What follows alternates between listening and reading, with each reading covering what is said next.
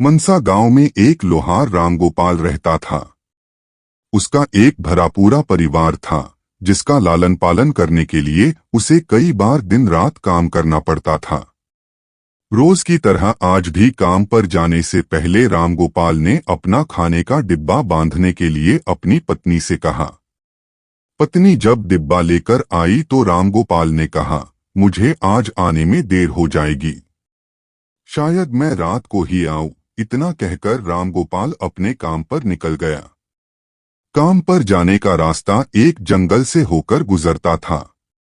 वहां जैसे ही रामगोपाल पहुंचा उसे कुछ आवाज सुनाई दी।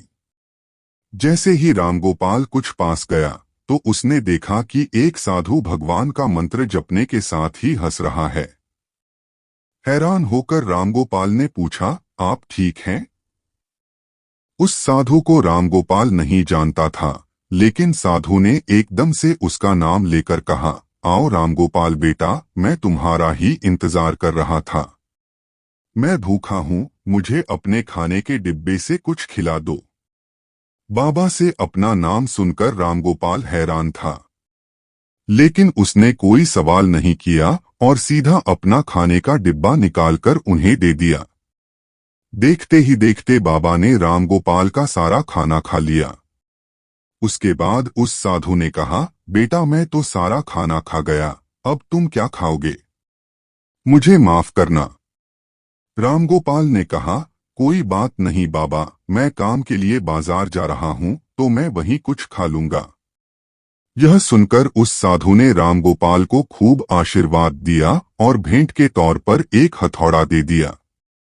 रामगोपाल ने कहा, आपका आशीर्वाद काफी है, मैं इस हथौड़े का क्या करूंगा? इसे आप ही रखिए। साधु ने जवाब देते हुए कहा, बेटा यह मामूली हथौड़ा नहीं है, यह जादुई हथौड़ा है जो मेरे गुरु ने मुझे दिया था और अब मैं तुझे दे रहा हूं क्योंकि तुम्हारा दिल साफ है। इसका इस्तेमाल अच्छे कामों के लिए ही करना और किसी दूसरे के हाथ में इसे कभी मत देना। इतना कहकर वह बाबा वहां से अदृश्य हो गए। रामगोपाल अपने हाथों में हथौड़ा लेकर बाजार काम करने के लिए चला गया। औजार बनाने से पहले उसके दिमाग में आया कि आज इसी हथौड़े से लोहा पीटता हूं। जैसे ही उसने लोहे पर हथौड़े से चोट मारी वो सीधा औजार बन गया। दूसरी चोट में लोहे के बर्तन बन गए।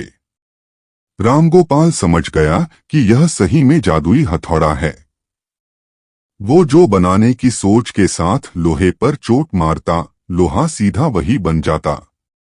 जादुई हथौड़े की वजह से रामगोपाल का काम जल्दी खत्म हो गया और वो अपने साथ ही उस जादुई हथौड़े को घर ले गया।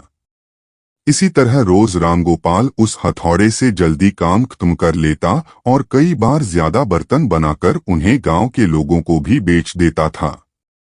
धीरे धीरे उसके घर के हालात पहले से कुछ ठीक होने लगे।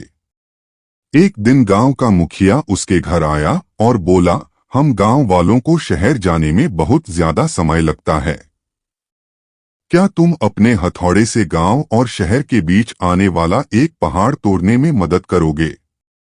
इससे बीच में एक सड़क बना लेंगे और गांव से शहर का सफर आसान और छोटा हो जाएगा। मुखिया की बात सुनकर रामगोपाल ने उस जादुई हथौड़े से उस पहाड़ को तोड़ दिया। मुखिया और गांव के लोग बहुत खुश हुए और उसे खूब शाबाशी दी। पहाड़ तोड़ने के बाद घर लौटते समय लोहार के मन में हुआ कि इस जादुई हथौड़े से मेरा काम जल्दी हो जाता है, लेकिन कुछ ज्यादा फायदा तो हो नहीं रहा है।